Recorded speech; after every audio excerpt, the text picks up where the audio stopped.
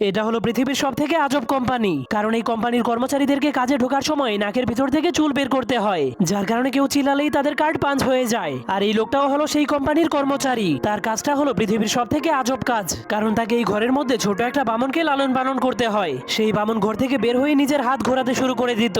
তখন লোকটা কাগজ এবং কলম বের করে সেই বামনের আচরণগুলো লিখতে শুরু করে দেয়। সবকিছু ঠিক হলেই সে তার বসকে ফোন করে বলতে শুরু করে দিত, কিন্তু তখনই সেই বামন আবার তার ঘর থেকে বের হয়ে এবার নিজের মাথাটাকেই মারতে শুরু করে দেয়। যা দেখার পর লোকটা তার বসকে ফোন করে আবারও বলতে শুরু করে দেয়, কিন্তু তখনই সেই লোকটার দরজার ঘন্টা বেজে ওঠে। তখন সে বুঝতে পারে তার দুপুরের খাবারের টাইম হয়ে গিয়েছে। এজন্য লোকটা একটা স্যান্ডউইচ নিয়ে মজা করে খেতে শুরু করে দেয়, কিন্তু তখনই সেই বামন তার কাছে এসে তার কাছ থেকে খাবার চাইতে শুরু করে দেয়। তখন লোকটা এক টুকরো খাবার নিয়ে সেই বামনকে খেতে দেয়, কিন্তু বামন সেই খাবার খেলেই অজ্ঞান হয়ে মাটিতে পড়ে যায়, যার কারণে তার লাল কালার সাদা কালোতে পরিণত হয়ে যায়। যা দেখার পর লোকটা অনেক ভয় পেয়ে সেই ছোট্ট বামনকে কাপড় দিয়ে ঢেকে দেয়। এরপর তার ঘর থেকে সবকিছু বের করে ঘরটাকে ডাস্টবিনে ফেলে দেয়।